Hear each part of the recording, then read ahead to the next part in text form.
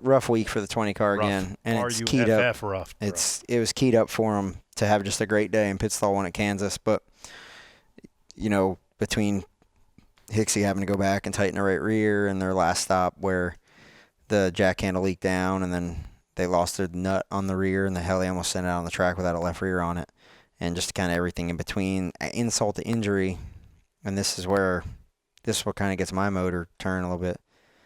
The team that they replaced is now in the 54 car, and they had a great race. Like the two pit stops that I've seen that have been the worst for the 20 car, Chris has not done a great job parking in the box. And I know that's like the old saying from an old pit coach that I had, Rodney Fetters. I thought he said it the best. He would say, where they park in the box is not your fault, but it is your problem. So make it happen.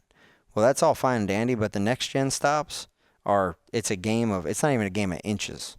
It's a game of millimeters. We're going to the metric system. And it's like, if you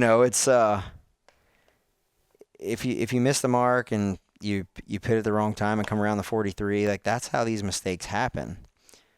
But now, is that because if you're changing fronts, you commit to getting on your knees at this spot and it rolls deep, or the rear tire has to go a couple steps around the car further? Like what all factors? The carrier sets the tire and the car keeps going. The jack post moves towards the tire, and then you jack the car. You go to jack the car and it hits the jack handle and loosens it up. Like it's very challenging. There's only 4 guys, right? And the carrier's carrying 2 45-pound tires out there, right? And having to drop yours off in the right position with the tape up and get to the right rear in time to hang the right. Break that down for a second. So the distance in between the front changer and the jack man, right, is about a tire width. Right.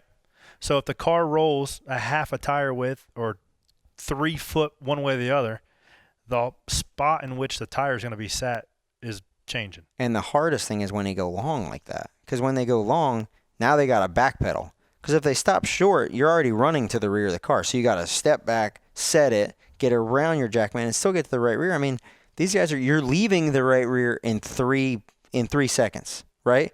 So by the time the car stops and you put the tire on, you got to be there in 1.9. Yeah. So there's a lot of stuff going on that, like, everybody wants to jump on, like, oh, they're struggling. Well, hey, wait a minute.